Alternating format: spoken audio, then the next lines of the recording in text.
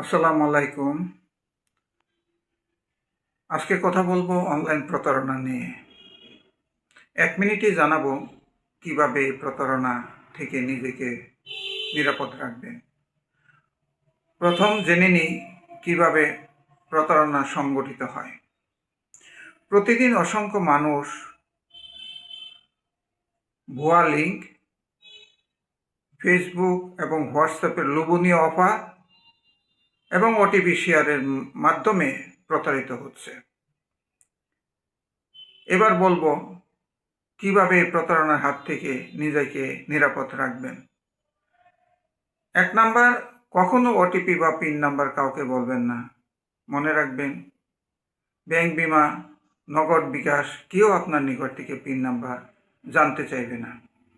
2 number, অচেনা লিঙ্কে কখনো ক্লিক করবেন না। 3 নাম্বার, ফেসবুক, হোয়াটসঅ্যাপে লোভনীয় অফারে না জেনে শুনে ক্লিক করবেন না। শুধুমাত্র অফিসিয়াল ওয়েবসাইট এবং অ্যাপস ব্যবহার করুন। থার্ড পার্টি অ্যাপস ব্যবহার থেকে বিরত থাকুন। মোবাইলে শক্তিশালী পাসওয়ার্ড প্রদান করুন। 2 ফ্যাক্টর অথেন্টিকেশন অপশনটি চালু রাখুন। মনে রাখবেন, আপনার সচেতনতাই নিরাপত্তার বড় হাতিয়ার।